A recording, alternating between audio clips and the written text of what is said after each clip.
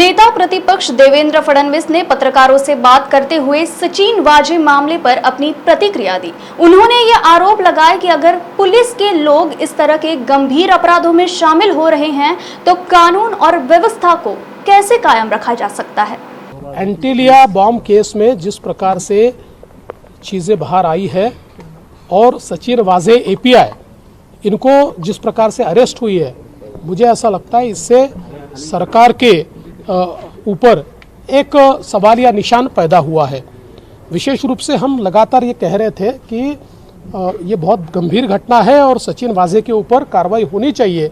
लेकिन उस समय मुख्यमंत्री जी और गृह मंत्री जी केवल उनका बचाव कर रहे थे, मानो उनके वकील हो। इस प्रकार से उस संदर्भ में बातें हो रही थी। लेकिन अब जो चीज़ें बाहर आ रही है, ये सारी चीज़ें गंभीर है और मैं ऐसा मानता हूँ अभी तो बहुत कम चीज़ें बाहर आई है और ये तो अभी एक ही एंगल इसका बाहर आया है, मनसुख हिरेन जी की हत्या। ये जो एंगल है ये तो उससे भी बहुत ज़्यादा मैं ऐसा मानता हूँ कि गंभीर है, जो भी बाहर आना बाकी है और जो बाहर आएगा तब ध्यान में आएगा कि इसमें कौन कौन लोग लिप्त है, इसके पीछे की मंशा क्या है। एक और सवाल मैं पूछना चाहता हूँ कि ये जो एपीआई वाजे है ये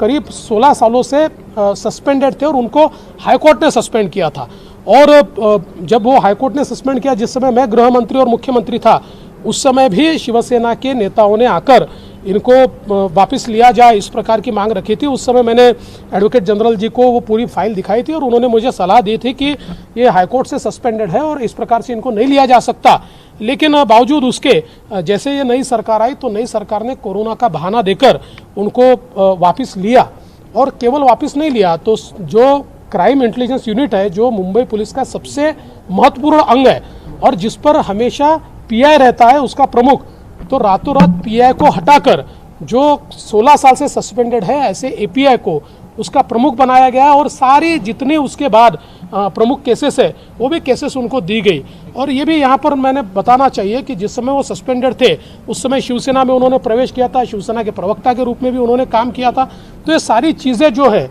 एक प्रकार से केवल